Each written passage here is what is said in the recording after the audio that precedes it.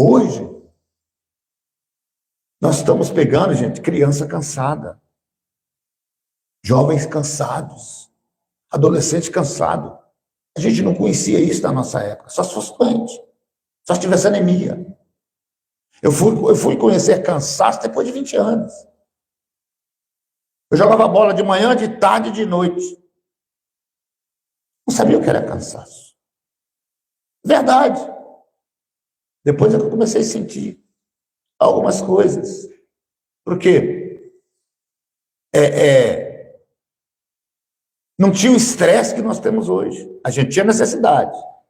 A gente passava muita luta, né, pastor João? Mas o estresse, não. É verdade, o Jonas até estava conversando, porque a gente conversa muito, né? A gente estava conversando, né? E ele falando que a gente, quando saía do serviço, antigamente, saiu do serviço, acabou.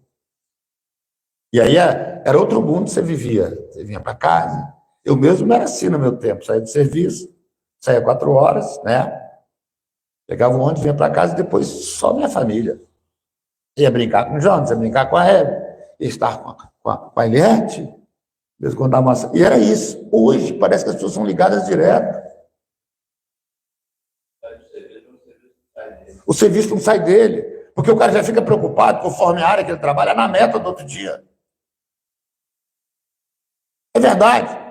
Eu vejo o Jonas, tem hora que ele chega na sexta ou no sábado e já está pensando na viagem de segunda-feira. Ele fala, papai, só dá tempo, deu. Que hora que vai em casa para dormir?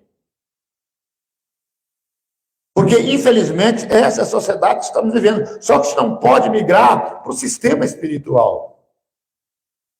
De jeito nenhum. E a gente tem que vigiar e não viver conforme esse mundo.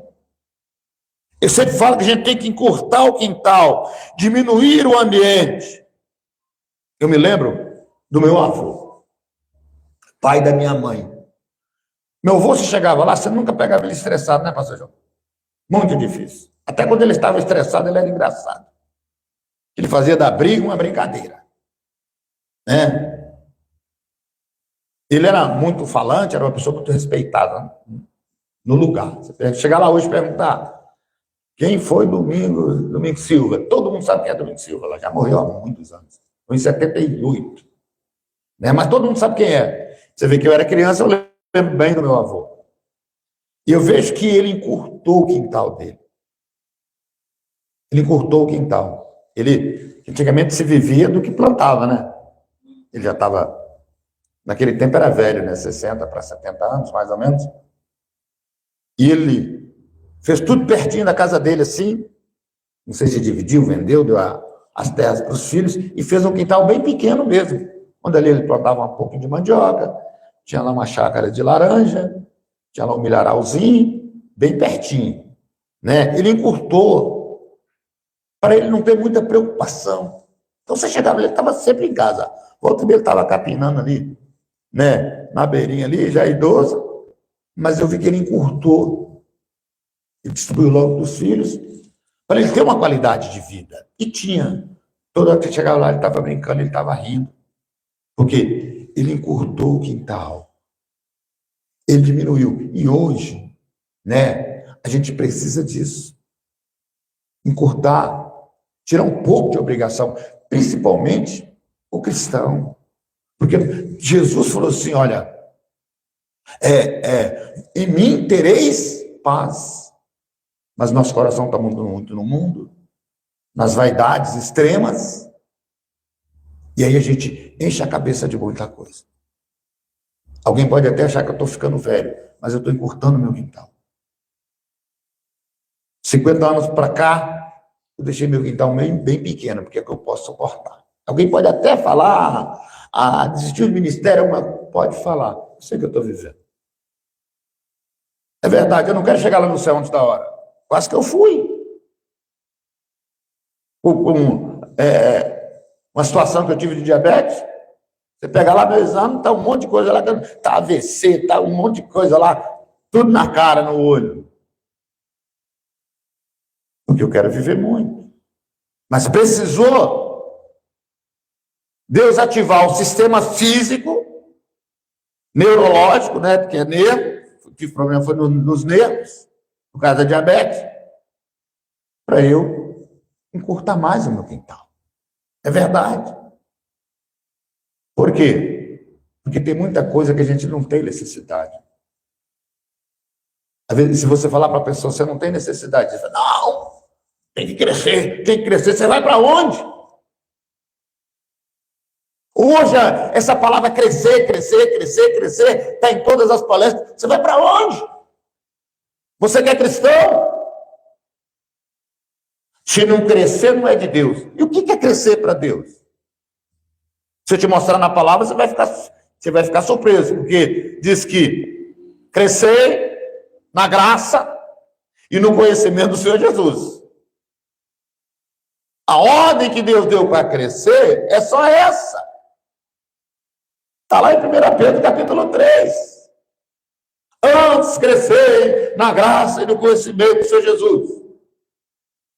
Aí eu pergunto, você já tem tanta graça assim? Você já conhece Deus tanto assim? Então agora você pode crescer. Como você não cresce tanto assim, você tem que administrar e dar vida para Jesus. E deixar Ele notar as suas necessidades. E a primeira coisa que Jesus vê aqui é a necessidade dessa gente descansar, parar, confiar, buscar o descanso da alma. O ser humano precisa de descanso da alma, de descanso físico. Para isso, Deus criou uma lei, gente. Na primeira aliança, o Antigo Testamento, eu não chamo de antigo, eu chamo de aliança, Deus precisou criar uma lei, pastor João. A lei do sábado, para o povo descansar. E detalhe, quem não descansasse naquele dia era punido. Não podia nem sair de casa para ficar andando por aí. Mas eles criaram uma coisa para burlar a lei. Distância de um sábado.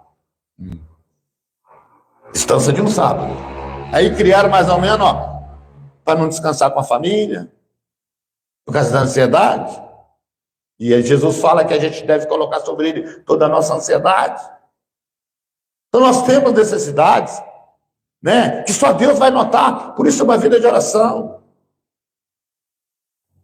Por isso uma vida de relacionamento com Deus. Algumas coisas na sua vida, você orar e falar assim, olha, Deus, eu preciso disso. Ou melhor, começou a te estressar, começou a tirar a sua paz. Faça o quê? Dispensa. Senão você vai pagar o preço. Faz igual zero. Muda de posição. Que Deus vai te fazer valoroso ou valorosa. É verdade. Se alguma coisa começa a tirar minha paz, eu não faço mais. Não faço não. Meus filhos já são dono deles. Né? Muito estresse para mim agora fica muito caro. Fica muito caro. Psicologicamente, fisicamente. Depois que ele passa de 50, gente, qualquer coisa desestabiliza a gente. E sempre é buscando alguma coisa. Então a gente precisa ser inteligente. Então precisa ouvir o Senhor. Então Jesus olha assim, olha, a necessidade de vocês agora não é pregar. A necessidade é de descansar. Dar uma parada aí, porque não estão nem comendo direito, deve ter gente com dor no estômago, deve ter gente passando mal aí, eu vou perder alguns antes da hora. Verdade. E Jesus falou que nós teremos nele uma vida abundante. Uma vida abundante é uma vida cheia da graça e da presença do Senhor. Amém? Então, Jesus nota essa necessidade de descansar. Alma, corpo e espírito. Todos os três precisam de descanso, né? E o descanso ele traz mais motivação depois, traz cura, gente. O descanso, principalmente quando você descansa nos braços do Senhor. O próprio Jesus ele fala, né? Vinde a mim todos que estáis cansados e oprimidos. Mateus 11, né? Verso 28 e 29, né? Vinde a mim todos que estáis cansados.